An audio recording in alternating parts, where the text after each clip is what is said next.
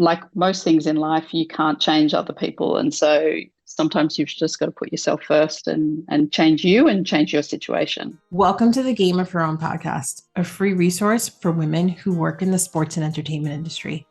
Each week, we get real and talk about the things that hold us back and how we can overcome them and keep climbing to the top. And the top is however you define it.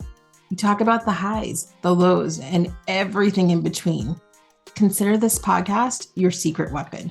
You will learn from the best in the business and be able to take immediate action with all the advice that you hear. I'm your host, Jahaan Blake, a leadership development coach and consultant. I've worked in sports for 20 years. 15 of those years were spent working for the Red Sox, Dodgers, and the Cubs. After 15 years of working in the front office, I took a leap of faith and I started my own business. Friends, as a Black woman in sports, I know that the industry can take a toll on your confidence and sometimes leave you feeling defeated. Join me each week so I can support you on your journey. I promise you, each week you will feel stronger and more confident than the week before. So let's get started with this week's episode. I am so excited about my first international guest. Let's not include Canada. I mean, I love Canada, don't get me wrong, but outside of North America, my first international guest. So you all know that the FIFA Women's World Cup is happening in July 2023. A while back, I was doing some research on who the major players are in the World Cup, like what companies are working on production and events and fan experience, and just doing some research. And I stumbled on Kim Anderson. She is the head of marketing for FIFA Women's World Cup 2023. I started reading about her background and I immediately thought to myself, I'm going to shoot my shot and see if Kim would be open to being a guest on the podcast. Now, before I sent the message, I had these fleeting thoughts that, she's too busy getting ready for the World Cup. She can't possibly have time for me. She's going to say no. She doesn't know me. So why would she respond to a LinkedIn message from someone she doesn't know? I then proceeded to tell myself to knock it off and had to remind myself that I'm saying no on behalf of Kim, which makes zero sense because we don't know each other. How is that even possible? How do I know what Kim will say? So obviously we are here. So Kim said yes. But I tell you this story to remind you to shoot your shot. Always. It's okay that those thoughts of self-doubt pop into your head, but you have the power. You have to believe me here. You have the power to push them aside and go after whatever it is that you want. As for today's episode, you are in for a treat. Kim has a 20-year career spanning New York, London, Sydney, and beyond. She has what a lot of you would call a dream job. She is currently spearheading the marketing arm of the world's largest women's sporting event, the FIFA Women's World Cup. Y'all, I'm going to stop talking because this episode was gold. I loved every second of my conversation with Kim. All right, Game of Her Own listeners, let's do this. All right, Kim, well, welcome to the Game of Her Own podcast. I'm so glad you're here. Well, I'm so glad too. I've been really looking forward to this conversation.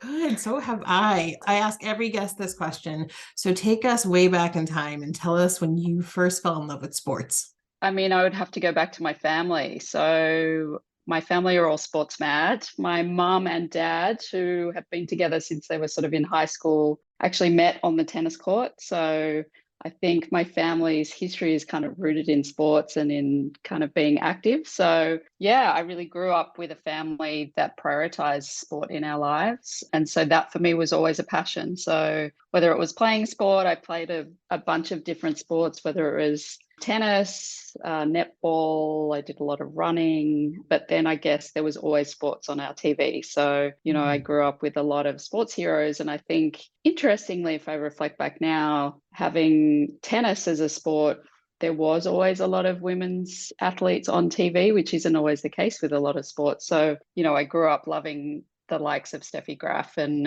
really admiring what they did on the tennis court. So whilst I didn't become an elite athlete myself, which would have been a dream. Same here. Wasn't quite in that sphere. Yeah, sports was definitely always around me and something that I grew up, having a real admiration for. Now tell us, what is netball? Netball is like, it's similar to basketball, but you don't get to move quite so freely on the court. Oh, I think it must have been passed down through England or something because a lot of the Commonwealth countries play it. But sure. it's big in Australia. And so for women like me that are not so tall and can't quite dunk, netball is yeah, probably a safer option. Okay, I'm definitely Googling it and I will link it to the show notes for whoever else is curious, just like me. I love it. So tell everybody what you do now and who you do it for. I'm in probably, yeah, I guess a dream job in terms of being head of marketing for the FIFA Women's World Cups, which is the world's largest women's sporting event. So, yeah, it's an exciting time for me. We are exactly 57 days to go until the tournament kicks off on July 20 this year in Australia and New Zealand. I'm excited. Wow, 57 days. And I can't believe that I was lucky enough to get you to say yes to do this interview because I can only imagine how crazy you are right now. So, is this your first job in sports? I mean, I know, but everyone else doesn't know. No, I mean, I was lucky in that I was really passionate about sports, as I said. So I did start out my career in sports marketing at a company called the Sydney Cricket Ground Trust. Cricket's probably another sport that many Americans are not so familiar with, but a huge one in Australia. And so I started out basically working for two stadium venues that sat side by side, and there were five different professional sports that were there. So that was really my first foray into sports. Although previous to that, I should note, I did, while I was at university, work for the Sydney Olympic Games for a sort of short stretch, which was a pretty amazing way to start out your career. And I did actually realize the other day that in some ways my career has come full circle because where that event was hosted and where the sort of main athletics arena was, that will be the final of the FIFA Women's World Cup. So from starting out at very humble roots, I'm now, Mhm, lucky mhm. enough to be an executive in one of the biggest sporting events in the world.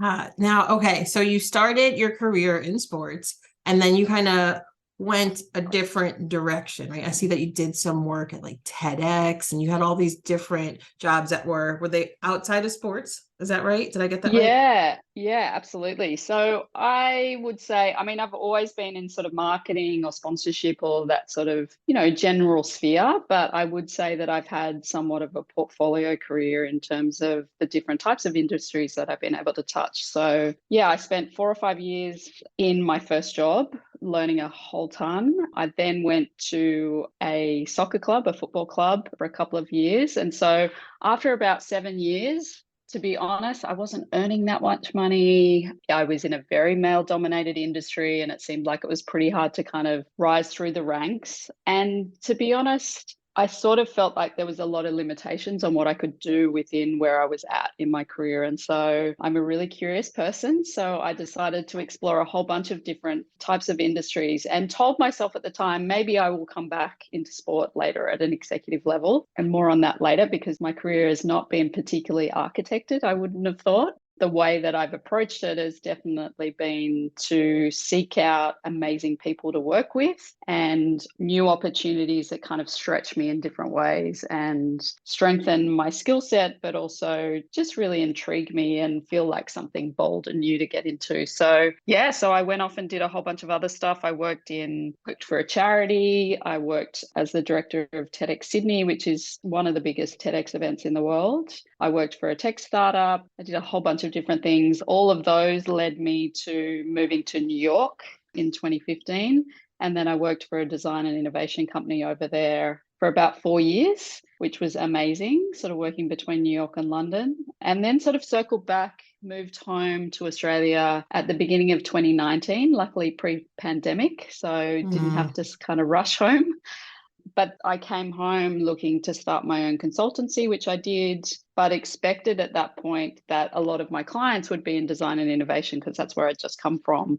And someone tapped me on the shoulder and said, we are running a bidding campaign to host the Women's World Cup in 2023. Is there any chance you'd be interested in coming on board just for a few months to kind of spearhead the marketing and communication strategy? And that's sort of a longer story, which maybe we can get into, but that was almost 5 years ago now, and here I am today. So coming back into sport was a bit of a serendipitous moment for me. It wasn't something that I I was actually really seeking when I came back here in 2019. Yeah. So it sounds like to me they recruited you. Did I hear that right? They recruited you to help with the bid.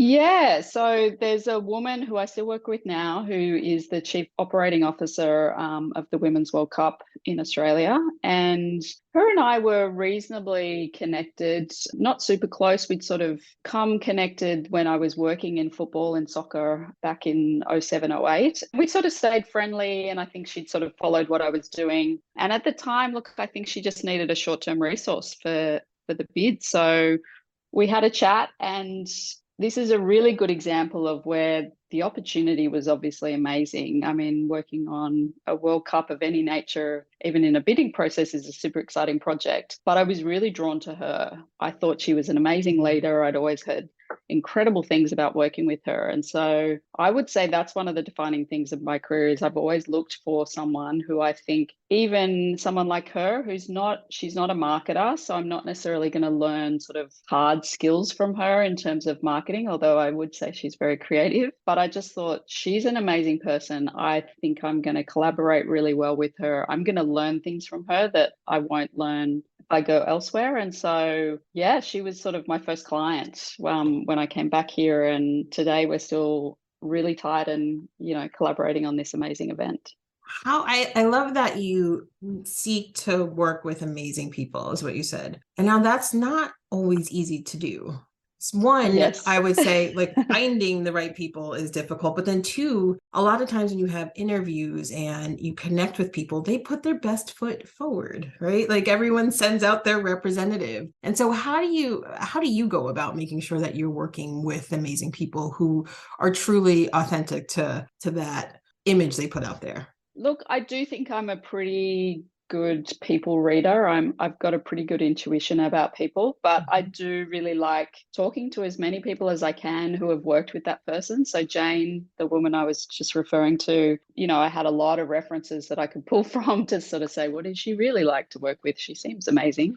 And yeah, look, it's harder in some situations than others. When I went to New York, I didn't know that many people. So I was really relying on the reputation of the company in media, the type of meaningful work that they did, and a couple of small references that I could grab a hold of from other people who worked in the design industry. But it wasn't necessarily references of people in the company who I was going to directly work for. So you do sometimes have to take a leap. And I've certainly made mistakes. I think there was one company I won't name where I worked for a really toxic female leader. And Oh, that was a year of my life I wish I'd jumped out of sooner. It took me a long time to sort of, because I really don't like failing. I'm a bit of a perfectionist at heart. yeah, yeah. And so, at that sort of mid-level stage of my career, it was hard to sort of step away from something that I really wanted to work. And I was working with a couple of amazing other people in the company, but my boss in particular, as you would know, a manager can have such an impact on your life. And so, yeah, that was a situation that I really did not enjoy. And so I think where you do make that mistake, it's honestly better to cut your ties and move on to something that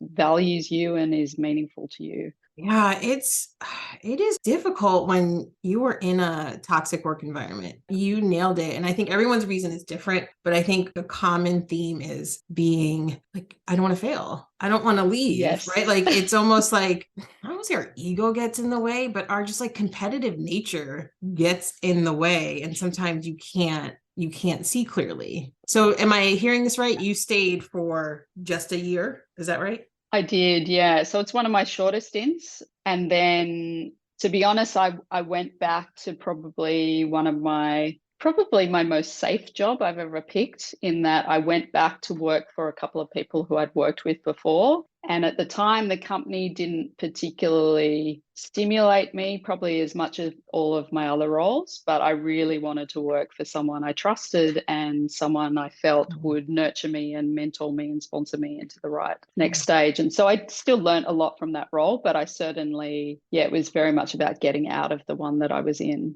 And I think that's really common. And you talk about competitive nature. I think working in sports, a lot of us are competitive by nature because we've grown up being competitive on the court or being competitive on the pitch. And so so, yeah, I think there is a lot of people who are quite ambitious who work in sports. So it is hard to kind of recognize where, this is not working out and kind of seek out something new. And when you're in that situation, I think that was probably a really hard one for me, because when you're working for someone who is so toxic, they do strip away parts of your identity. They strip away parts of your confidence. And so I was probably at my worst stage of self-identity in that moment. So it was hard to cut the ties and sort of believe in myself and make the leap and do something different. That was a perfect transition to my next question, because I was thinking, right, every time, I have clients or colleagues, friends who are in, when they're in a toxic work environment, even if I meet them years later, they still have scars from the leaders. Like, I had this one woman who worked with me on an event, and we were both presenting, and she, like, afterwards, I was like, now I see why that woman was so mean to you. And she's like, what do you mean? I was like, you were a threat to her, like her last boss. I was like, you were incredible. Yes. Like, I don't even need to be here. Like, I was so happy she was so good, because I was like, oh my God, we can do this together all the time. Or I can send you off. She was a contractor. I was like, I can send you off to do it without me. But her former boss found her to be a threat, and that's my outside looking in, and was horrible to her. And she, to this day, still has those, those scars, and it impacts her confidence. So I guess, how did you get around? Like, what did you do to bounce back? Yeah, look, I think surrounding yourself with people who do value you in lots of different ways. And so, yeah, again, I went back to working for a woman who is still a friend today and is still someone I look up to, who taught me a lot. And I think surrounding yourself with those people who rebuild that sense of value within yourself, I think is really important. But yeah, also just I think stepping away from it, for me, it became really obvious to me that it was the environment and it was her, it wasn't me. And so, yeah, getting out of that situation was the best thing that I could have done. And to this day, I still don't really know why she was so horrible to me. But Right. if I asked the people who were around me, I think they would say that she was threatened by me. And I don't really know why, because, we were at very different levels, we had very different skill sets. She was CEO, I was not. But again, you don't know what's going on in people's lives. And I think Yes. there are a whole range of reasons why people are threatened or why people don't operate in a safe way at work. And, like most things in life, you can't change other people. And so sometimes you've just got to put yourself first and change you and change your situation. Yes. Yeah. Well said. I'd love to hear your experience. You touched on it a little bit, just being in a male dominated industry when you first started in sports. And I imagine in Australia that has not changed. Unless you guys are doing something over there, it's magical. Please let us know. But I'd love to just hear what Yes. your experience has been like, and if you've had to sort of play like a mental game with yourself, kind of making sure it doesn't slow you down. Yeah, absolutely. I mean, I think one of the things that I have enjoyed is because of this portfolio career approach that I've taken, I do have other experiences I can lean on from outside of sport. And so I think that does really help in terms of the way I mentally approach things and knowing, just recognizing the situation for what it is. I've also done quite a bit of leadership coaching, high performance coaching, to sort of help me with tactics around working with these people. But for me, it's about staying true to your values, still staying within my own integrity when I deal with these people. So I think it's really easy energetically when people around you are acting like they want to win at any expense and at your expense. It's really easy to kind of get into that fight mode and stoop to their level. And so whilst I won't say I'm 100% successful at that, I do really, because it's human nature to kind of react like that. I think I try really hard to ensure that I'm walking away at the end of the day and that I can sleep well, knowing that I behaved well in that situation. So you don't always get the outcome that you're looking for, but I think I want to constantly, behave in a way that's true to me. So yeah, I think it's not been an easy path, but I think early on in my career, there are probably plenty of instances where I saw people around me just not standing up to the male bullies within their office. And I really did on a few occasions. And I think I learnt a lot of that from a couple of other strong women around me. So seeing how they operated, making sure that you put yourself first, but also put the company first. I mean, that's why you're there. So for me, it's always about staying true to what was the meaning, what was the ambition, what was the purpose behind why I came to this company, and making sure I'm trying to stay true to that. And I'm not letting my own ego get in the way, because that's what this is, right? This is a lot of male egos and a lot of fragile male egos that you're often dealing with in these situations. And they are threatened by their power base sometimes being upset. And for me, it's just about getting the best result for the company. Yeah, that's a good thing to focus on. So taking just, okay, what's the best for the company? Nothing to do with me, nothing to do with the male bully at work, right?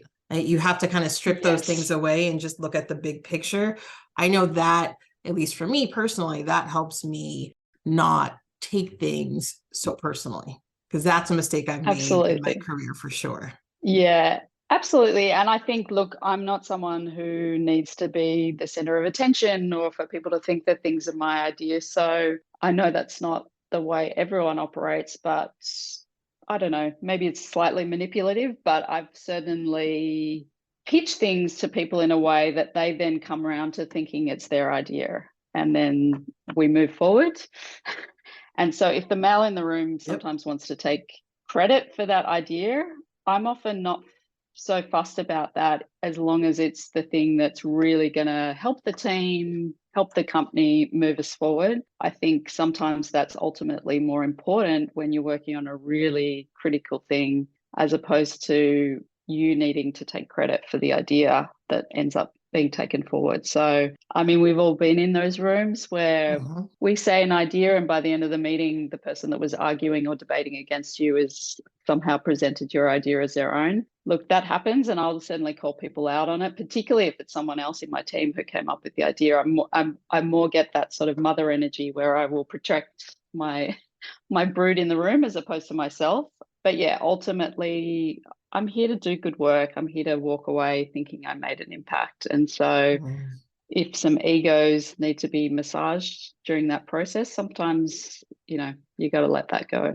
Yeah, because it's one thing to like stand up to the bullies, but it's also another thing. You need that person to also do your job or get the job done. I don't know if that's been your experience, but that's been mine. And sometimes you don't have time to change someone's mindset. Like we don't have enough time to do that. So even if HR stepped in, there's still not enough time. Like we have to get work done. And so sometimes it's an art, I think, to get people to, I don't know, in alignment with you, especially when you make them think it's their idea. I think that is an art form for sure. Yeah, look, I mean, if you ask my mom, when I was a child, she said that I would have grown up to be a negotiator. So I do think that is a skill of mine. I'm kind of a diplomat when I'm at work. I'm very good at bringing people together and, reaching consensus around different things. So I think that's a skill that comes naturally to me. My mom would say I'm a middle child. She said that often she didn't need to step in between fights between my brother and sister because I somehow negotiated peace between the two of them. So I think, I don't know. I try and teach those skills to my team as well, but I do think that's something that intuitively exists in me. But it is a really important skill, because you will always come up against people who are, threatened by you because you bring a new skill set to the table, or you bring a new perspective. You're disrupting the balance of power. You're, I don't know, just upsetting the apple cart in the way that they see things, particularly when you're new to a company and people don't really know where you fit or whose alliance you have and all of that sort of political stuff. So for me, I really try and create good relationships with everyone, not, silo myself into an area where I'm competitive with other people. I think that's not the approach that I think creates good work and creates good outcomes. Some of the toughest conversations we have are the ones that we have with ourselves. We can convince ourselves to believe stories that we don't even know are true. What's crazy is we allow that story to take a toll on our confidence. Have you been there before? I know that I have. We get in our heads. We beat ourselves up. Here's some tough love. Nobody's got time for that. We are high achieving women who have big career goals. We don't have time to get in our own way. And I am here to support you with my new one-on-one coaching program, Step into Your Power and Own Your Career. My clients have told me that when we work together, I've helped them get out of their own way, regain their confidence, learn how to manage their emotion and mindset. They've told me that they've been able to get their voice back and use it with confidence. The most important thing, they've told me that we've identified the obstacle that was getting in their way. If you want to learn more about this program, scroll down in the show notes, click on the link that says Step into Your Power and Own Your Career. You can set up time to chat with me and we can figure out if this is the right program for what you need. All right, let's get back to the episode. So I love what you said, the mother energy for people who are on your team and speaking up when someone's taking their idea. So what has it been like? What's your experience been like leading a team, especially in the role that you're in now? Because it's not, right? It's not a forever job. Like eventually the World Cup is over. So what's your experience been like? Yeah, look, I really love mentoring people. And I think, if I could architect myself, I'd probably become almost like a coach of people. I think I really enjoy that side of the business. And I think when I was purely consulting for a few years, I think I did miss having a team and having, people that I was sort of taking on the journey with me. So I think this role's been a challenging one in that it does have a deadline, and we have been running at pace at this deadline for a couple of years now. And so there isn't a whole stack of time to mentor people, to grow people. Like the tournament itself and the experience itself just day to day is the growing opportunity, as opposed to having a whole stack of time one-on-one with each of my staff to take them to the next level. And so I had to be really careful about who I hired, because they needed to be people that were already capable of doing the job. And a World Cup is a unique experience. You're always going to learn something and you're always going to come away bigger and better than you were before. But it wasn't a job where I could say, you have the really amazing set of skills and you're not quite the traditional hire, but in 5 years' time, I will get you to here. This isn't the job where you can do that. And I quite enjoy those sorts of challenges. But yeah, this hasn't been that one. So this one, I think, has been really great in that, I see myself as a leader, as someone who empowers the team to do good work. So it's not always about me teaching them, it's also about them teaching me. And so I've learned a lot from my team in lots of different areas, because I've brought on specialists in fan engagement or brand or digital marketing, and they're more specialized in some of those areas than I am myself, particularly I would say in the area of digital marketing. I'm more the strategist, I'm more the creative leader, and I probably lean more into the brand and comms space than I do, deep into advertising and media buying or digital marketing. And so I'd like to build those relationships with my staff where they feel like it's a two-way street. Everyone is learning from everyone. It's a really great environment to be in. Yes. Yeah, it is a great environment to be in, especially when you're hired by someone who knows their strengths. And I'm going to hire you because you're really good at X, and I'm going to take care of the big picture, but I need you to lead the way. Like I need I need you to tell us what we need to get done in order to make this successful. Did I get that right? Yeah, absolutely. And I think not just set the strategy and set the direction so that, and keep everyone on that path, but also, you can imagine a company the size of FIFA, the scale of FIFA, the global nature of it, it's sport, so it's political. There are a lot of hurdles and challenges along the way. So my job is also to make sure that the path for them is as smooth as possible so that they can stay on plan and on strategy, because there are a lot of fire bombs and things coming at us every day, challenges, new hurdles. And so for me, it's about protecting the team as well from that as much as I can, so that they can just really focus on doing good work.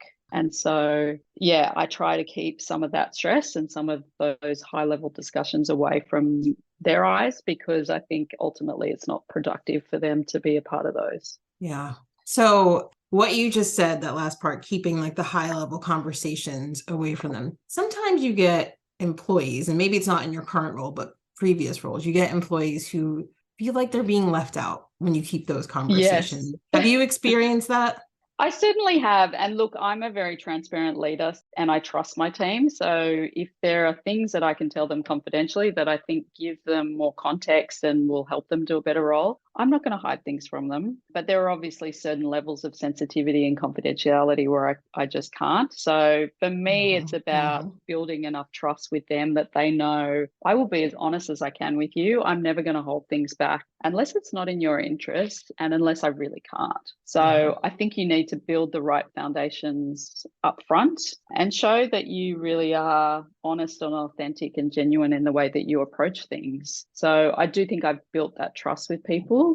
I think, yeah, to be honest, when you said that, I think I've been the one that's challenged my bosses in the past and say, I want more Yeah. information. I need to know more about why this is so, and this doesn't make sense to me. Why are we doing this like that? And that was certainly the case in my first couple of roles, probably particularly in the football club, to be honest, when I first worked there, because when I started the role, there were a couple of leaders who, again, I'd been attracted to work for, who I really respected. And then as we went on, there were some management changes and a couple of new people came in and I really didn't gel with them. And one in particular, I think I challenged a lot because I didn't trust his approach. He came in as a sort of commercial leader and I was managing all of the commercial partnerships. And the first deal that he put on my desk, it sounds maybe a little bit petulant, but I went through it with a red pen and basically put it back on his desk and said, we can't do this deal. This is going to cost us more in hard costs to deliver, hospitality benefits and ticketing and all the things that you have put in here as benefit inclusions than we're getting back as a company, as a sponsorship. And I think he was quite shocked that sort of a mid-level manager would come in and say that to him. But I was like, this is not in the best interest of the company. And as it turned out, the guy he was doing the deal with was a mate of his. So it was a very, typical blokey sports environment where he just thought, this is a quick win. I'll look like the hero from doing a quick sponsorship. And I was like, this is not okay. So, yeah, I think and that was a situation where I did dig a little deeper to kind of figure out, well, it is a mate. And it is like, I now have context as to why you would do such a crappy deal for this company. Wait, did the deal go through? It did not go through. So, yeah, we pushed back on that one. I do think, it's not a bad thing to challenge your leaders if you think you need to. And sometimes my team do have to trust me sometimes where I say, look, this is not a conversation I can have with you, or this is not a topic we can talk about. But on the whole, I'm pretty transparent with them about, the lay of the land and why things are as they are. And to be honest, it helps them too. If they don't have the right context, then they might make decisions that I then have to unwind later or, are not in the best interests of just moving forward and getting an outcome. So yeah, we all work with realities we wish we didn't sometimes. And so it's about knowing when to push and it's about knowing when to sort of accept and move on. And that takes time and experience. And I think for me, working in a whole bunch of different industries has also given me more perspective than I think sometimes you get if you just stay in the one lane. I think that for new managers out there or any level manager, it does. It takes time. Managing and leading a team is a lot of work. Managing and leading a high performing team is even more work. Like it does take time and you are going to make mistakes, but that's okay. But if you're transparent is what I hear you saying, and you lead your team with that sort of mindset and openness with them, it helps them understand where they can, I don't want to say push back, because sometimes people are going to push back no matter what, but it allows them to trust you more. Like you said, when you build that trust, that just makes things so much easier for you as a manager. Absolutely. And I want to build a table where people feel like they can bring their full selves and, question things and debate things in productive, positive ways. I don't want it to feel combative, like, they need to go around me to kind of find out an answer, or they need to go to my boss to say, well, Kim's not letting me do this. So why is this happening? So that's not a great environment. I think the other thing in terms of managing people is just, I think as a leader, you need to adapt to them as well. So whilst you have your own style and you bring your own values and your own ways of working to the table, you are ultimately dealing with, at the moment, I think I have maybe 13 staff, 13 different types of personalities, 13 different types of individuals and the ways that they like to work. And I think you've got to adapt to that to some extent. I mean, I remember one job where I had 3 direct reports. And I used to kind of laugh because they were so different. One was this sort of very introverted digital marketer, and all he wanted to do was the work. He didn't really want to have conversations about his weekend or his personal stuff. He just wanted me to unlock for him to do good work, remove all the barriers for him to kind of push forward. Another girl in the team was super extroverted. If I didn't ask her how her weekend was on Monday morning, she'd probably be like a bit put off and like a bit annoyed for the rest of the day. Like she really needed to feel like it was a social environment and she was bringing her full self and she could chat about that stuff and then she'd do great work, but she needed to be seen in that way. And then the other woman that worked in the team was a mum and amazing and super hard worker. And all she needed me to know was that, yes, she'd only be there 9 till 5, sometimes 4:30 if she had to pick up her kid, but she would work her absolute ass off while she was there. And so it was about recognizing that, yeah, she might not be as physically present at the same time as everyone else, but she was absolutely doing such good work and probably the least high maintenance member of the team in terms of personality and what I needed to do for her. But each of them brought such unique things to the table. And I think that was probably one of the more defining experiences for me as a manager, just recognizing that you can't take the same approach to these 3 people. They're completely different individuals,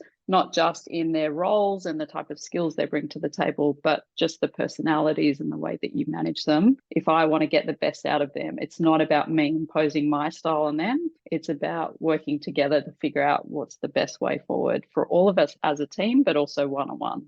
So it sounds like you had a really diverse team, right? And diverse in personality. So I think where people run into problems when they're hiring is, well, I have to hire someone who's like me, right? Like, yes, somebody, right? Like, not saying that you need this, but like, somebody who wants me to ask, talk about their day and who wants to, like, I want to hear about their personal life. Like that, when you described that person, I was like, that sounds exactly like my husband. Like, I am here to get the job done. I'm going to do really well, but I'm not going to talk about my weekend. Like, I'm not going to socialize. I keep those 2 things separate, where I will chit chat with everybody if I'm in the mood and want to hear about everything that's going on. But I think a lot of people get caught up is when they hire people just like them. absolutely. Right? Yeah. And I think I learned that more than ever working in New York, because I think it's such a diverse environment of people. It attracts people from all around the world. The company I was working for is what you would call an inclusive design company. So the whole philosophy of design that they take is about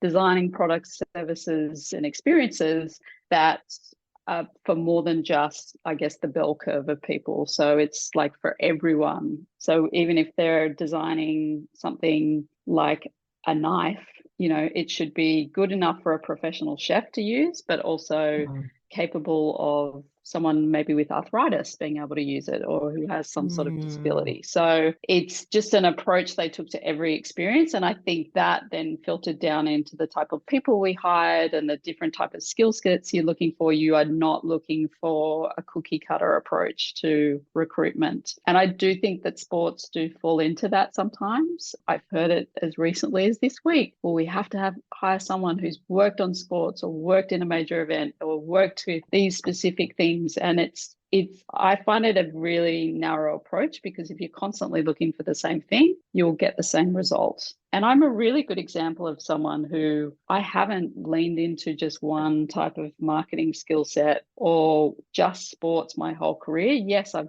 got enough experience that I can bring to the table, but I think I'm a much better marketer because I've worked for TEDx, because I've worked for a charity, because I've worked in New York and London and lots of different places, as opposed to necessarily someone who's just stayed in a fan engagement role for 20 years. Amen. I feel like we just went to church. So before we get to the rapid fire questions, I want to know one thing, because this is a unique role that you're in. The audience, doesn't get to hear from people who work on Women's World Cup. I haven't had anyone on who's worked in Women's World Cup. What is your favorite part about this role? I think this event will just have such a huge social impact on the world. It is the size and scale of it what it's going to do for young boys and girls who are able to sit in the stadium or watch it on TV and just see these amazing athletes on the field. I think my favorite part is coming up, is the bit where it all sort of culminates in this amazing moment where we influence people's lives. And so, yeah, that is my favorite part of it, I think, is that. And then I'd say, I mean, if I could have two, I'd probably say that coming back to Australia, I was a little bit worried after working in New York. You know, you feel like you're working in the center of the universe over there. That I would be coming back, you know, knowingly to a smaller pond, and that I wouldn't necessarily feel globally connected. And so I think this role has been amazing because I do work with people from all around the world every day. And the size and scale of it, I think, just enables me to feel like I'm having this really ambitious and bold impact on the world. So yeah, it's really nice to feel like I'm still globally connected to a lot of amazing people who I learn from every day. Yeah, that's definitely a really rewarding part of it. All right. Are you ready for rapid fire questions? 12 questions. First thing that comes to your mind. Sure. Hit me up. All right. First one. What is your favorite sports moment? I think most recently it would be Ash Barty winning Wimbledon. I think, you know, having grown up watching tennis, it's been a while since we've had sort of a female champion. And so for me, I've really admired her career. She's such an amazing talent.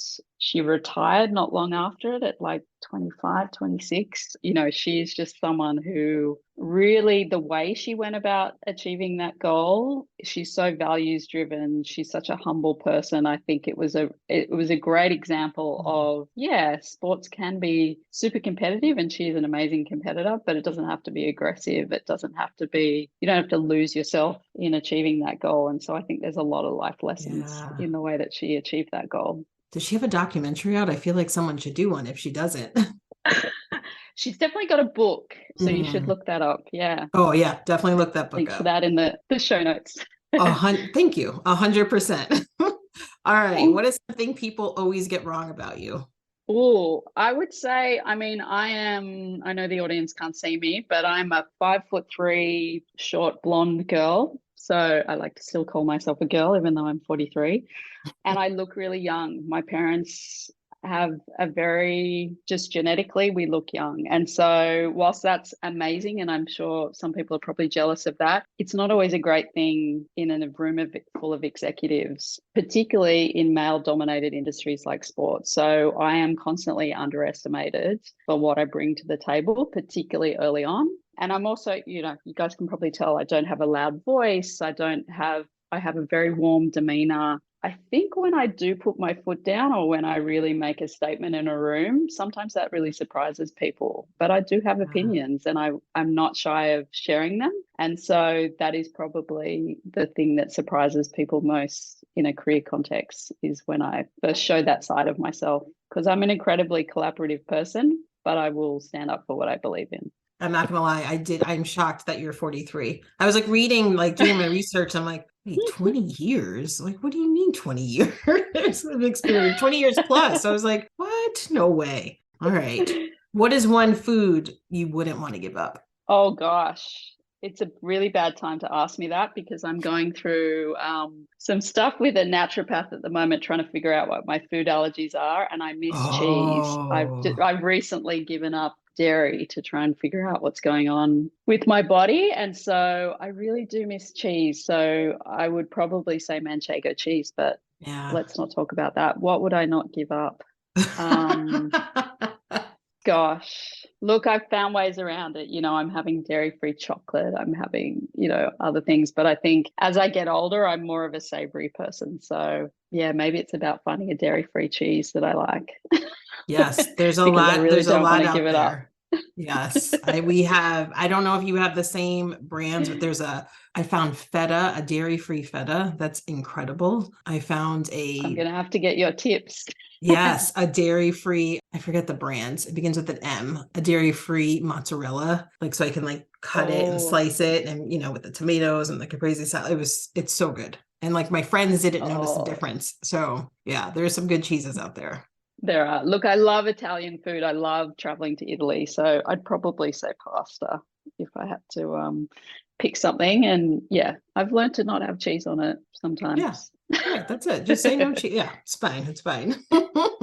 Are you a morning or a night person? I'm more of a night person, I think, but I'm a better person when I'm a morning person. So at the moment, like this is a good example of a week where, yeah, things are really ramping up with this tournament. My schedule is insane. I'm about to travel incessantly for 3 months. So I'm really trying to fit Mm, in a lot of exercise and eating well and just preparing myself for that moment. And so, yeah, I've been getting up at 5 and going to the gym every morning. And so that is not a natural state for me to get up that early, but I feel amazing and I feel like I sleep better when I do the morning exercise. So, yeah, yeah. getting up and seeing the sun, there's actually nothing like it. So, Yeah. Yeah. You're making me think about a time when I used to get up religiously early in the morning, work out, be done by 7 a.m. And I missed that. And it was a yeah, really good feeling. So you're motivating me. Favorite holiday? I think there was a trip I took to Italy while I was living in New York with a bunch of friends, and we went to Sardinia. And I just remember this one magical day where we hired a boat, which sounds really extravagant, but it honestly cost us maybe like $100 for the day, and it was like all inclusive. And we sailed up the coastline on the east side, and it's sort of all national parks, and you're just getting dropped off at little beaches. And from coming from Australia, I love beaches, I love outdoors, I love Yeah. nature, and it was just this beautiful day where we just didn't have a care in the world. And I guess we were with good people, and all we had to really decide was, should we stop at that beach or should we stop at that little cove? Like, it was just incredible. And I think, yeah, those kind of travel experiences with friends are really things that I hold dear to myself. Yes. You're such a good storyteller. Like I felt like I was on that boat. All I right. have to go back. It was amazing. Are you a dog or cat person? More of a dog person. Unfortunately, growing up, I had neither. So my mom was allergic to cats. I honestly think we had such a crazy schedule of my mom and dad trying to get us to all of our different sports endeavors on the weekends that having a dog was just too Oh, yeah. stressful. So Mhm. we didn't have a dog, but yeah, I do really like dogs. And, most of my friends have dogs. So I currently live in an apartment and I travel so much that it's kind of hard for me to have a pet, but I have dreams Yeah. of getting one after this job is over. There you go. Watch this space. All right. What product would you stockpile if you knew they were going out of business? Probably at the moment, I've been really, the last few years, I guess, despite saying that I consider myself to look young, I think skincare and taking care of my skin has been something that I've really tried to narrow in the last few years, particularly given Australia has had, we get so much sun and we're outside so much. So, you get more sun damage as you're older. So, yeah, for my skin, True Botanicals like facial oil has been something that I kind of can't live without. So I think as you get older, facial oil is often better for you than just a sort of regular facial cream. So that's something I kind of feel like I get a bit anxious about when I feel like I'm getting low in stock. So yeah, that's probably something I can't live without. What is your favorite app? My favorite app, gosh, probably just my podcast app. Like listening to podcasts for me, is a real window into other people's lives. It's, I don't have a lot of time on my hands. So for me, it's beyond my job. It's the way that I continue to learn and be inspired by other people. So yeah, I love listening to podcasts. I think, working at TEDx was an amazing experience and you get to hear so many inspiring stories and you constantly feel like you're sort of stimulated. I think for me, podcasts are kind of the way that I do that currently. So yeah, that's Mm. probably something I could live without. Who is the biggest inspiration in your life?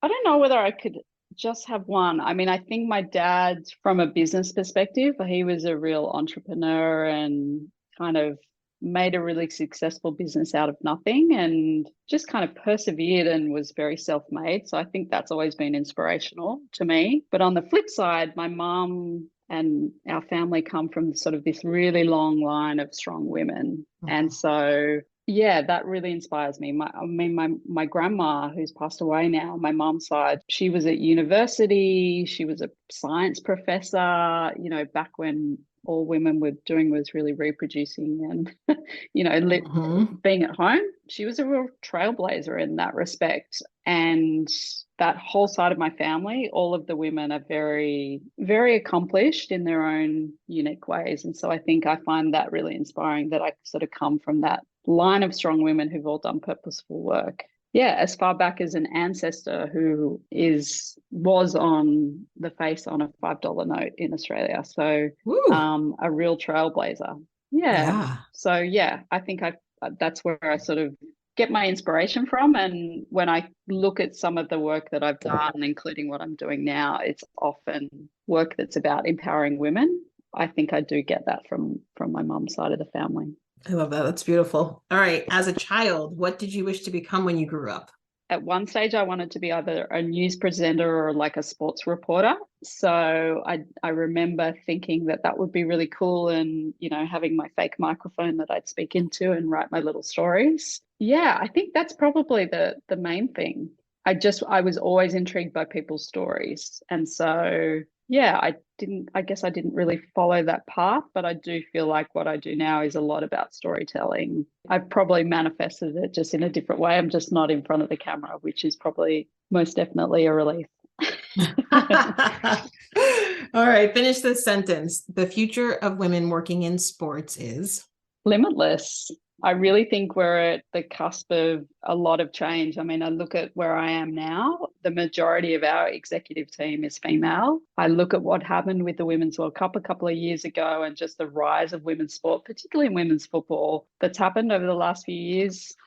Prize money is increasing, commercial opportunity is increasing. I think the value of women in the workplace is increasing. I think we are constantly carving out a new future for ourselves. And when I look around me at all the incredible women that I work with, yeah, I think it's not to say there's not still barriers to overcome, but I do feel like we are making strides and we will absolutely carve out an amazing future for ourselves. Yes. All right, Kim, this conversation has been incredible. If someone wanted to get in touch with you, how can they go about doing that? Yeah, absolutely. Look, I'm on Instagram, kimanderson.co. I'm also on LinkedIn, so feel free to reach out there. I've been excited. It's a privilege to have your audience share this conversation with us today, and it's really great. And congratulations on your 3 years of your podcast as well. It's a delight to be on here with you. Oh, thank you so much. And thank you. 57 days out. I'm going to say it again. I consider myself lucky that you said yes in such a crazy busy time. So thank you so much for the time. My pleasure.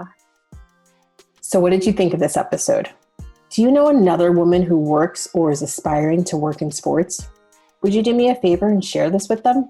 It would mean so much if together we could support and inspire other women on their journey. And let's stay connected. I love meeting and talking to new people. Follow me on Instagram at Jahaan Blake and join the free Game of Her Own community by visiting jahaanblake.com. I can't wait to meet you.